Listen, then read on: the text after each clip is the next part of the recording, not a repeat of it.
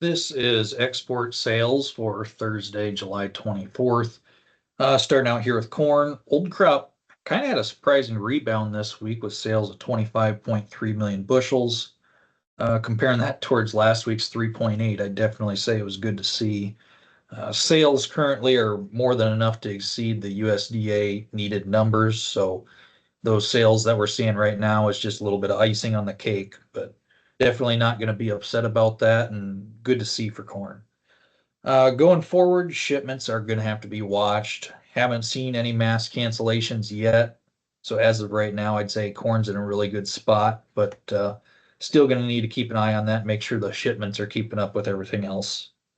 New crop sales on corn were 28.9 million bushels, which was pretty solid. Currently, new crop corn with highest sales seen in the last 3 years for this time here in July. So corn doing some really good things on the export world. One other thing to note, China did just buy 2 boats of corn for new crop here this morning. That will be shown in next week's um, sales. So really good to see there. Hopefully China can keep coming to the table and maybe that can be the start of something really good for the corn and bean markets. Switching over to the soy complex, old crop beans were in the black again, so good to see there. Sales of 5.9 million bushels. Current sales, similar to corn, are enough to meet the USDA expectations. The one thing that is different is bean shipments have been very disappointing, so we're gonna have to watch and see if the beans can pick up the pace on Monday's report and help get up to where the sales are showing that they should be. Otherwise, there's a likely to be a lot of beans getting rolled into and becoming new crop sales. So have gonna need to keep an eye on that. New crop sales on beans were also really disappointing, 8.8 million bushels. Not to get too worried, a lot of time left, but new crop sales right now are the lowest we've seen in about 20 years. So uh, certainly concerning when we're looking at the bean world and seeing how little beans are on the books for this time in July. Flipping over to meal, sales were towards the bottom of expectations, 182.6 thousand tons. Sales are already enough to meet the USDA expectations, though, so I'm not really too worried about that. New crop sales on meal were 92,000 tons, nothing too special there, but anything new crop getting on the books is good to see on the meal side of things. Oil sales. Soy oil actually had a small cancellation on old crop, less than 1,000 tons, so not a huge deal.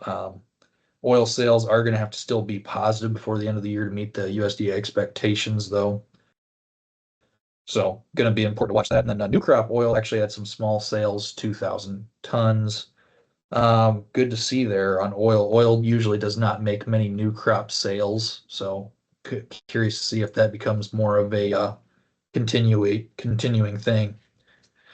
Finishing out here, wheat sales were actually the strongest out of any crop this week, 26.2 million bushels. Definitely really good to see for wheat. That was above any market expectations and really going to be friendly to the wheat market.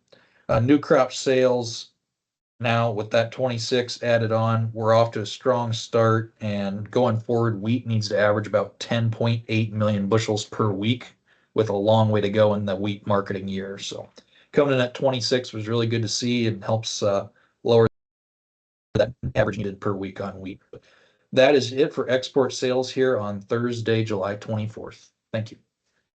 This material has been prepared by a sales or trading employee or agent of Midwest Market Management and is or is in the nature of a solicitation. This material is not a research report prepared by of Midwest Market Management Research Department. By accepting this communication, you agree that you are an experienced user of the futures markets, capable of making independent trading decisions, and agree that you are not and will not rely solely on this communication in making trading decisions. Distribution in some jurisdictions may be prohibited or restricted by law. Persons in possession of this communication indirectly should inform themselves about and observe any such prohibition or restrictions. To the extent that you have received this communication indirectly and solicitations are prohibited in your jurisdiction without registration, the market commentary in this communication should not be considered a solicitation. The risk of loss in trading futures and/or options is substantial, and each investor and/or trader must consider whether this is a suitable investment. Past performance, whether actual or indicated by simulated historical tests of strategies, is not indicative of future results. Trading advice is based on information taken from trades and statistical services and other sources that of Midwest Market Management believes are reliable. We do not guarantee that such information is accurate or complete, and it should not be relied upon as such. Trading advice reflects our good faith judgment at a specific time and is subject to change without notice. There is no guarantee that the advice we give will result in profitable trades.